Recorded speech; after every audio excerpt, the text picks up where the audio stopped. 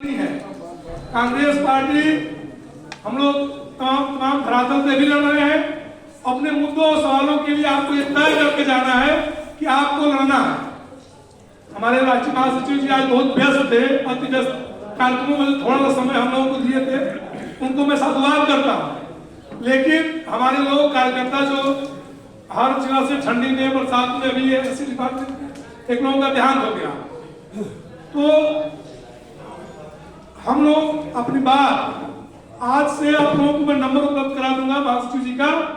आपको कोई बात करनी होगी तो सीधे उनसे बात करिएगा, क्योंकि संवाद करेंगे तो उनको भी आपके मसले की जानकारी होगी और आप उन तक अपनी बात को पहुंचा सकते हैं।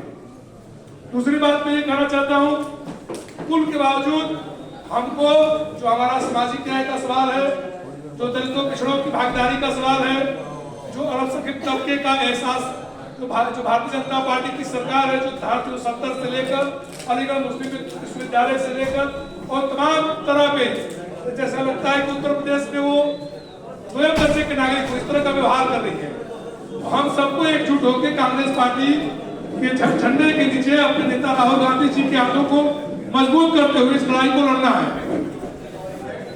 मैं आप लोगों से अपने विभाग के लोगों से विशेषकर कहूंगा, 16 तारीख को चंदौली जब यात्रा आए तो लगना चाहिए कि पिछड़ा वर्ग विभाग के पदाधिकारियों ने मजबूती के साथ हमारे नेता राहुल गांधी को स्वागत किया है और प्रदेश में जब तक वो रहे, 10 दिन की उनकी यात्रा है। 10 दिन की यात्रा में हम लोग होर्डिंग से, बैनर से, भीड़ से जिस तरह का सहयोग कर सकते हैं उसका हम लोग करेंगे। एक बात मैं और कहूंगा कि पूरे देश में अगर कोई वाकई में सामाजिक न्याय की लड़ाई को मुखरता से लड़ रहा है, जो पिछड़ों को, दलितों की, अल्पसंख्यकों की, आदिवासियों की लड़ाई को सीना ठोक के भारतीय जनता पार्टी के खिलाफ लड़ रहा है, वो एकमात्र नेता है राहुल गांधी। हालांकि जो बयान उन्होंने दिया है, कल का बयान बहुत ही काबिल गौर है, तो उन्होंने बयान दिया कि इस देश में आरक्षण का जो 50% का लिमिटेशन है उसको कांग्रेस पार्टी तोड़ देगी। हालांकि हमारे राष्ट्रीय महासचिव जी को ये बात बोलनी चाहिए थी, हमारे प्रधानमंत्री जी को बोलनी चाहिए कि हो सकता है याद न आया हो, लेकिन इस बात को हमको सोशल मीडिया के माध्यम से, हम लोग सभाओं, गोष्ठियों और सम्मेलनों के माध्यम से हर गांव के हर लोगों तक पहुंचा के रखना है। हमें कांग्रेस पार्टी के अंदर भी कांग्रेस के लोगों को, जो लोग इस पर चुप है और खामोश है, उनको बता के ढोल लगाने के साथ राहुल गांधी जी के लिए और मैं आप लोगों से उम्मीद करता हूं कि भारतीय जनता पार्टी 2024 के चुनाव में अगर शिकस्त खाएगी तो वो राहुल गांधी जी के अथक और अतुलनीय प्रयास से शिकस्त खाएगी। उस नेता ने यह साबित किया है, गांधी जी के बाद साबित किया है कि इस देश में अगर सबके लिए, सभी वर्गों के लिए न्याय, समता, स्वतंत्रता, बंधुत्व और लोकतंत्र और सबकी भागीदारी की लड़ाई अगर कोई ऐलान करके लड़ रहा है तो हमारे नेता राहुल गांधी है। हमें जरूरत है इनके हाथ को मजबूत करना। ये बात इसलिए कह रहा हूं कि राहुल गांधी जी को अंदर और बाहर दोनों तरफ इस चीज को झेलना पड़ रहा है। हम अगर उनको ताकत नहीं देंगे तो हो सकता है उस लड़ाई को वो न लड़ पाए। आज भारतीय जनता पार्टी की सरकार उनको सजा दिलाने का प्रयास की, उनकी जहां जहां यात्रा जाती है, असम में यात्रा गई, वहां का मुख्यमंत्री उन पर तमाम तरह के गुंडों के माध्यम से हमले कराया, डराने का प्रयास किया। बिहार में आते आते जो हमारे साथ गठबंधन में थे उनको तोड़ लिया गया, डरा के, धमका के।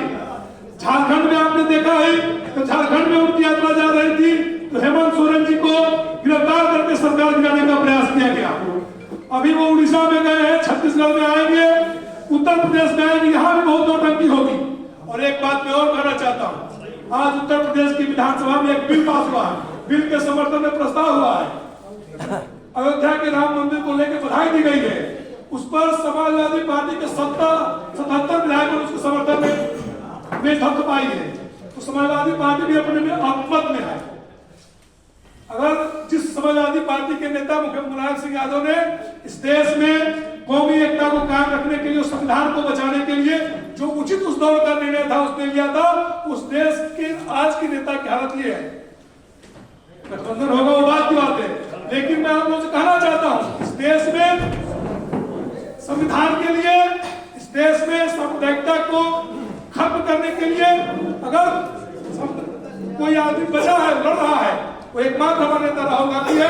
हमें पार्टी के नेताओं के व्यवहार से पार्टी में हमको अवसर कम मिले ज्यादा मिले, उससे बहुत ज्यादा जरूरत है आज देश में लोकतंत्र को, सामाजिक न्याय को और इस देश में कौमी एकता को और सभी वर्गों, गरीब तबके के लोगों को। मैं जब देखता हूँ राहुल गांधी को कोयले साइकिल खींचते हुए, आजकल हम लोग कुर्ता पहनते हैं, थोड़ा सा काली लग जाता है तो लोग कहते हैं कुर्ता बदल लीजिए। हमने जब देखते हैं मोटर मैकेनिक के पास, जब देखते हैं वो पशु चराने वालों के पास, जब मैं उनको देखता हूँ कारीगरों के पास, मिस्त्रियों के पास, इस देश के निर्माण में उन्हीं का योगदान है। इसको राहुल गांधी ने समझ लिया है कि देश की ताकत यही है और यही फटेहाल और यही बिहार है, इसको मजबूत करने की लड़ाई को लड़ रहे हैं। मैं आप लोगों से कहना चाहता हूँ कि हम सब यहाँ की लड़ाई लड़ लेंगे, इसकी चिंता न करिए। हम कोई बहुत गिरकर और बहुत समझौता करके नहीं करते हम लोग। यहाँ भी आपके संगठन में जो टिकटों की भागीदारी की बात आएगी, आपके मुद्दों और सवाल की बात आएगी, तो हम लोगों को कांग्रेस पार्टी ने पिछड़ा वर्ग का अध्यक्ष बनाया है, शहनाज भाई को माइनॉरिटी का बनाया है, आलोक प्रसाद जी को एससी का बनाया है। हम लोग लड़ लेंगे, उसके लिए हम लोग करिएगा। उस लड़ाई को लड़ने में हम लोग सक्षम है, चाहे जंग से लड़ना पड़ेगा और चाहे किसी तंत्र से लड़ना पड़ेगा, उसको लड़ेंगे। लेकिन बाहर की लड़ाई को जो लड़ना है, उस लड़ाई में आप सब लोग कांग्रेस पार्टी के नेताओं के और राहुल गांधी का कदम से कदम मिलाकर आपका सहयोग और योगदान जरूर होना चाहिए। मैं इन्हीं बातों के साथ एक बात आप लोगों से कहूंगा, राहुल गांधी जी बार बार कहते हैं लड़ना नहीं है, लड़ना है। इस